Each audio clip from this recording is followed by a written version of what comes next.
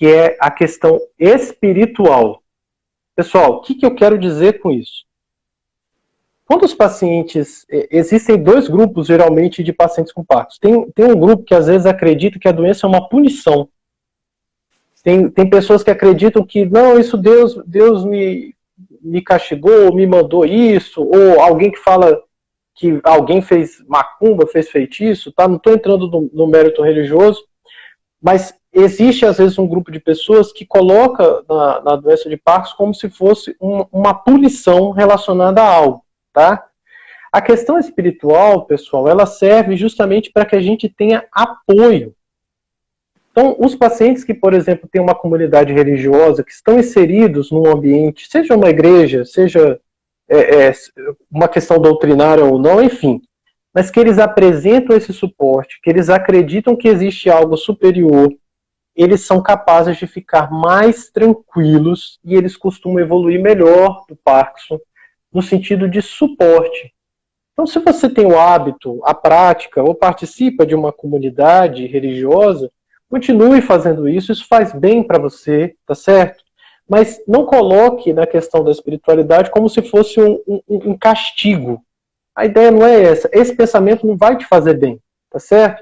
Esse pensamento do castigo ele só serve para você aumentar a culpa e você abandonar o tratamento que você deve seguir de maneira adequada. Então, eu só queria deixar esse recado. Eu tenho muitos pacientes, às vezes, que vêm com esse peso, achando que eles estão sendo, de alguma maneira, castigados. Às vezes, tem pessoas que acreditam que é coisas que alguém fez algum mal para eles. Não existe isso.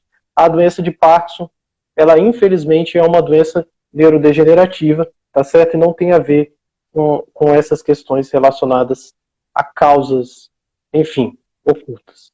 Tá certo? Essa questão assim, espiritual, religiosa, assim, eu costumo sempre falar isso. Assim, se você tem uma crença, se você tem hábitos, mantenha-os. Eu não quero que as pessoas fiquem refém do diagnóstico, refém da doença. Então, quando a gente fala em qualidade de vida, é exatamente isso. Ter liberdade para fazer as coisas que você faria se não tivesse a doença. Gustavo, mas tem limitações. Sim, podem ter muitas limitações, principalmente ao longo da doença, ao longo da evolução. Mas quando a gente fala em limitações, a gente não fala em impedimentos. Então, às vezes, você tem uma dificuldade, então vai conversar com o médico, vamos ver os tratamentos medicamentosos e também não medicamentosos, o acompanhamento multiprofissional para que essas limitações não se tornem nunca um impedimento. E isso, para mim, que é o cerne quando a gente fala em qualidade de vida, tá? Então, se você tem uma crença, alguma coisa espiritual, religiosa, que mantenha. E não fique pensando a todo momento nessa questão, o que a doença significa, o que a doença vai me deixar fazer isso, a doença, não, eu não quero isso, eu quero que você fique livre, quero que você faça as coisas independentemente da doença. Seja você, se você trabalha com marcenaria, se você é médico, um maratonista, o que for, eu quero que você tenha uma vida independente. Vai ter limitações, vai ter uma hora que às vezes você vai falar assim, Gustavo, não consigo dirigir, perfeito. Vamos tentar melhorar o tratamento? Ainda assim não consigo. Tudo bem, tem Uber. Então, assim, limitou, dificultou, né? Mas você ainda vai conseguir ir aonde você queria, de algum jeito. A gente vai te dar essa condição, né? Ao longo do tempo, novos sintomas vão aparecendo, como a gente já falou. E uma coisa que a gente não falou, Diego, que eu queria que a gente tentasse lembrar todo mundo, é a questão da alteração cognitiva. Ao longo do tempo, a gente espera que o paciente, nem todos, mas uma menor parte, desenvolva um quadro característico de uma demência em si. E muitas vezes é associado com uma doença de Alzheimer, então o paciente precisaria ter doença de Alzheimer e de Parkinson, mas na verdade não. Tem uma entidade que a gente fala de demência associada ou demência da doença de Parkinson. Isso sim, é uma coisa que pode causar muito impedimento, muita limitação, né? E pode causar um impacto muito grande para os cuidadores também. É importante a gente entender que isso existe, que o paciente pode evoluir depois de anos, em média, depois de 10 anos de doença, para um quadro de esquecimentos progressivos e fazer um diagnóstico de demência. Quando isso acontece, o tratamento continua.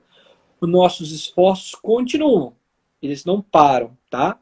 mais as limitações podem surgir e também pode ter maior impacto para a qualidade de vida do cuidador, tá bom? Muito bom. Pessoal, agora a gente está nos últimos 5 minutos, passa sempre muito rápido, mas uma coisa que tem que ficar clara, que eu gostaria de deixar, nunca deixe que a doença seja, que o Gustavo já falou, acabou de falar também, nunca deixe que a doença seja o centro da sua vida. Você precisa aceitá-la para poder desenvolver estratégias, não mude os seus projetos pessoais de vida, tá? Se você tem um trabalho, se você tem um objetivo, se você tem uma meta, compartilhe isso com o seu médico, ele está do lado para te apoiar, para criar estratégias para que você possa cumprir e conseguir viver da melhor maneira possível. Lembre-se que você tem um compromisso com você e não hesite em pedir ajuda, tá? Principalmente diante dos sintomas depressivos, a gente precisa dos outros, um dos outros, não tem como escapar disso, tá? E a gente precisa desse apoio que a gente chama de multiprofissional,